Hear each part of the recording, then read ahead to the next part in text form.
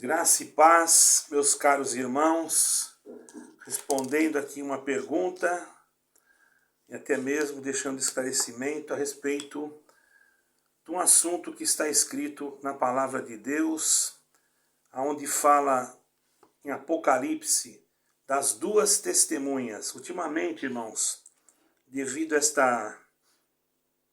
conflito ali no Oriente Médio, tem aparecido pessoas vestidas de saco, com cajado na mão, e muitas pessoas pensam que estas são as duas testemunhas. Bem, para elas serem as duas testemunhas, tem que se cumprir o que está escrito a respeito delas.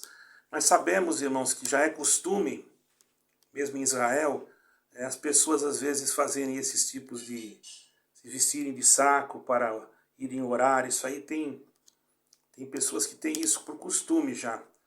Porém, as duas testemunhas que está escrito em Apocalipse têm características especiais. Por isso nós temos que ter cuidado para não interpretar as coisas de uma forma a qual nós depois possamos ficar envergonhados, irmãos. Há 3 pontos de vista principal sobre a identidade das duas testemunhas em Apocalipse 11, versículo 3, 12, certo, irmãos? Ou melhor, 11, versículo 3, 12, versículo 1. Bom, podemos falar de Moisés e Elias, são 2. Depois podemos falar de Enoque e Elias, 2 crentes, não é? São todos 2, Moisés e Elias, e Enoque e Elias.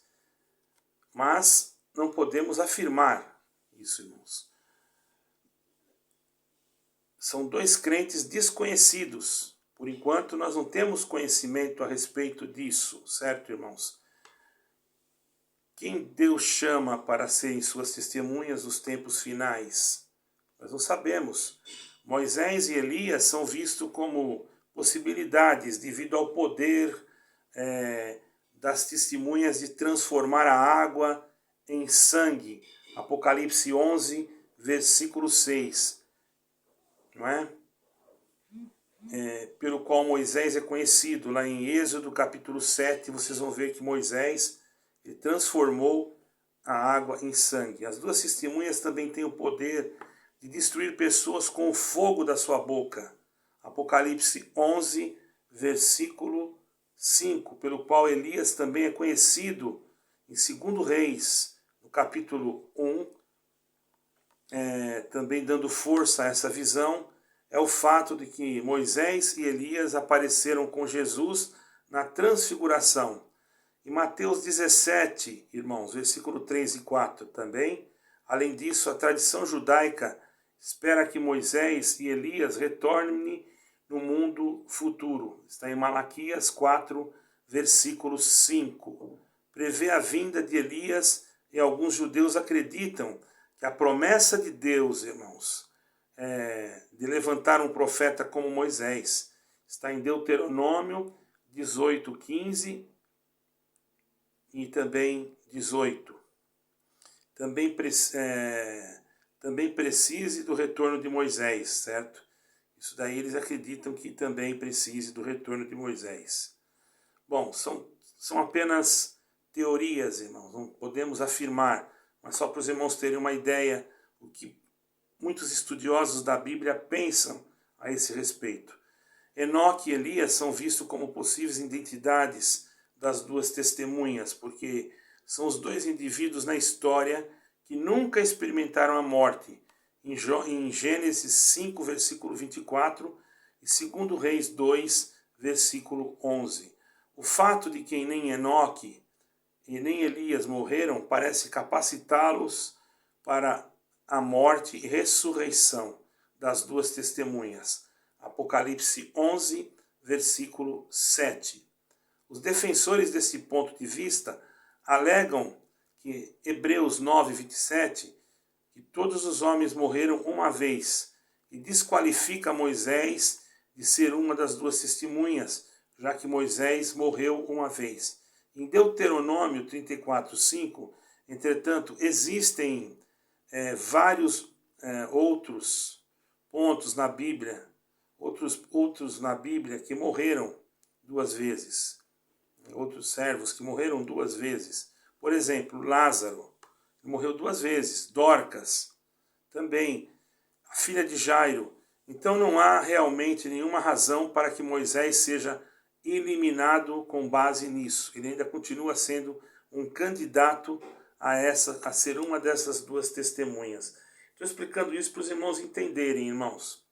Depois vou dizer para vocês o porquê dessas 2 testemunhas. A terceira visão sustentaria essencialmente que Apocalipse capítulo 11 não atribui nenhum nome famoso às 2 testemunhas.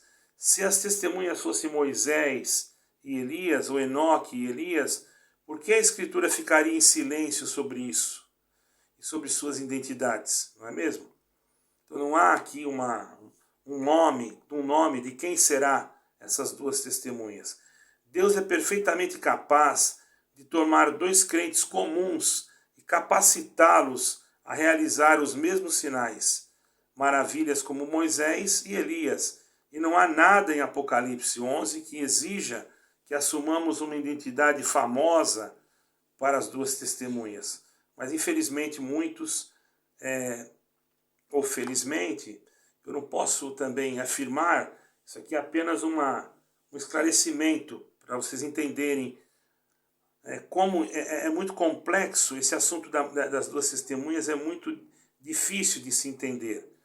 Qual ponto de vista é o correto, então?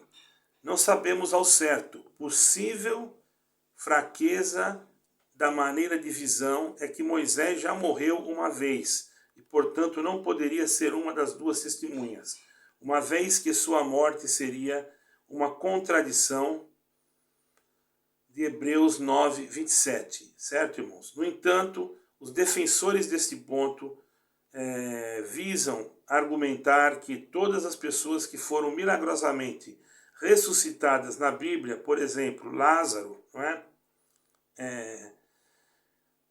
E mais tarde morreram novamente, Hebreus 9, 27, pode ser visto então uma regra geral.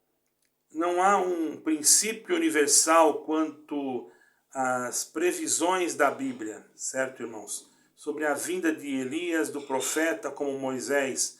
O Novo Testamento deixa claro que essas profecias foram cumpridas por João Batista e pelo mesmo próprio Jesus, respectivamente, certo, irmãos? Não há fraquezas claras para a segunda visão de Enoque e Elias também, pois resolve o problema de morrer uma vez só, ou uma vez. Faz sentido que Deus, irmãos, possa ter levado Enoque e Elias ao céu sem morrerem a fim de salvá-los para um propósito especial mais tarde? Também não há pontos fracos claros para termos essa terceira possibilidade, ok? Todas essas 3 visões são interpretações plausíveis, de acordo a cada estudioso da Bíblia, certo? Mas não podemos ter absolutamente certeza sobre nenhuma delas, uma vez que a Bíblia não revela as identidades das testemunhas. Os cristãos, portanto, certo, irmãos, não devem ser dogmáticos sobre esta questão. Os irmãos entenderam, irmão? Não adianta você se prender a esta questão. Quem são as 2 testemunhas? Muitas vezes as pessoas se prendem a coisas que não há necessidade de se prender, irmãos. Eu não sou nem nada, não entendo nada, mas você que tinha essa dúvida, quem serão as 2 testemunhas, aí você vai encontrar várias hipóteses de quem pode ser as 2 testemunhas. Mas o que importa? Não é? É bom a gente saber? Saber não ocupa espaço. Porém, o que mais importa é nós sabermos que temos Jesus Cristo junto de nós, e só através de Jesus Cristo é que nós poderemos herdar a coroa da vida eterna. Não há outro caminho, irmãos. E tenhamos cuidado, irmãos, para não roubarmos a glória do nosso Deus. Eu vi, irmãos, uma foto de uma denominação, e na frente, assim, a foto, não vou falar o nome da denominação, e atrás um caminhozinho assim, um desenho de um caminho que levava a um portão grande, que seria a porta do céu. Isso, irmãos, é uma linguagem que sem fala, é uma linguagem visual. Quando você olha para isso, uma criança olha para isso, ela já começa a perceber que a entrada deve ser a entrada da igreja que ela está frequentando. E o caminho é a igreja que ela está frequentando. Então, irmãos, tenhamos cuidado que as nossas crianças não sejam induzidas a este erro. Porque, irmãos, o único caminho que conduz à vida eterna é Jesus Cristo. Então, existem denominações que estão fazendo isso. Desenham lá uma igreja, a sua igreja, colocam o nome e desenham por trás um caminho que vai levando para cima, para o céu, para um portão. Eu vi isso, irmãos. Isso daí é uma indução, é um trabalho psicológico na mente da criança para que ela comece a pensar que só através daquela igreja ela pode herdar a vida eterna. Isso não é bom, não é saudável, porque nós temos que entender que a única porta que leva ao céu é Jesus Cristo. Assim como nós não precisamos se incomodar sobre esses assuntos, quem são as testemunhas, nós devemos mais se preocupar com estas coisas que estão acontecendo, que podem levar os filhos dos irmãos, das irmãs, a um colapso espiritual quando for mais jovem. Porque incentivam a criança a caminhar sem explicar que Jesus Cristo é o verdadeiro caminho e que Ele é a salvação. E de repente, irmãos, o que ocorre? Ocorre que a criança começa na sua mente, já desde pequena, sendo trabalhada para que ela pense que só aquela denominação que ela está indo é o caminho. É um trabalho um tanto assim, que não é correto, irmãos, porque você planta aquilo na cabeça de uma criança, ela vai crescendo com aquilo e de repente ela pode ser decepcionada. Lá na frente ela pode tomar um escorregão ou cometer uma infração e o próprio ministério da igreja, que ela pensava que era o caminho, joga ela para fora e ao jogar para fora ela pode cometer algum erro grave, como já tem acontecido, suicídios, pessoas que caem nas drogas também. Por quê? Porque desde pequeno aprendeu que ali é o caminho. E quando acontece um erro, pensa que não tem mais esperança e o seu coraçãozinho, sua mente, o seu coração, se for jovem, sua mente, pode ali o inimigo trabalhar, enfraquecer a mente desta pessoa e ela vem cometer coisas que não são lícitas. E quem responderá por essas almas? Você tem que perceber que isso começou lá no princípio. O trabalho começa lá no desenhinho, com aquela portinha e com aquele caminhozinho que leva no céu. Mas não está escrito Jesus Cristo. Está escrito o nome de uma denominação. Então daqui a pouco a pessoa vai crescendo e a mente dela vai se transformando, vai criando fatores neurológicos, a própria criação, a própria formação do cérebro, da intelectualidade dentro do coração da pessoa, e ele vai começando a entender que aquela igreja, só aquela que vai salvar. E isso não é correto. Não é correto.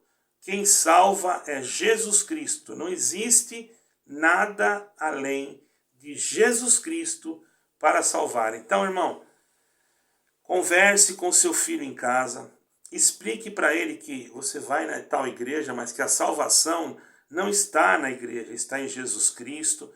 Não deixe de acompanhar a vida do seu filho, porque ele está em fase de transformação, principalmente os meninos e as meninas que são ainda crianças que estão, às vezes, frequentando uma escolinha dominical ou uma escolinha que ensina a Bíblia, para que elas não sejam, irmãos, induzidas a depois crer em doutrinas que se tornam doutrinas antibíblicas. E depois o culpado é aquele que ensinou e aquela que não orientou a criança.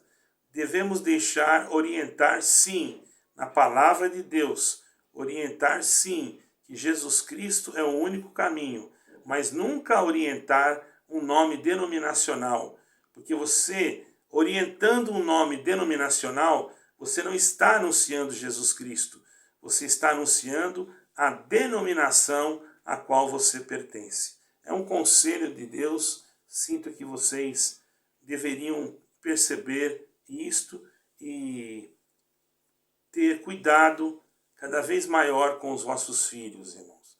Ficar olhando, cuidando, as coisas estão difíceis, nós estamos vendo aí, irmãos, guerras, existem crianças sendo sequestradas, existem pessoas sofrendo atentados em alguns lugares, e nós sabemos que os tempos são maus. Então, quando nós saímos da nossa casa, não esqueçamos também de orar, de buscar a Deus, de pedir a Deus a sua santa proteção, porque só através dela nós seremos livres do laço do anticristo que está por se manifestar de uma forma corpórea, onde todos saberão, porque ele vai aparecer no caos, irmãos, para fazer aquilo que está escrito a seu respeito. E convém a nós, irmãos, estarmos atentos aos acontecimentos que estão ocorrendo ao nosso redor. Tem irmãos que dizem assim, eu não estou preocupado com isso, eu estou em Jesus Cristo, eu não vou ficar me preocupando. Eu estou dizendo para você se preocupar, mas eu estou dizendo para você uma parte que o Senhor Jesus Cristo disse: orai e vigiai, para que não caís em tentação. Então não adianta você só orar e não vigiar, ou vigiar e não orar.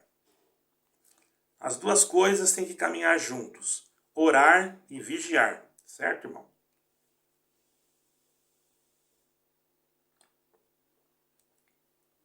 Assim você vai obter da Escritura, lendo as Escrituras, você vai obtendo sabedoria, conhecimento, inteligência, e pela luz do Espírito, você não é melhor do que ninguém, eu não sou melhor do que ninguém, mas pela luz do Espírito Santo somos guiados e cumpre aquela palavra que está no Salmo, que diz assim: lâmpada para os meus pés e luz para os meus caminhos é a tua palavra.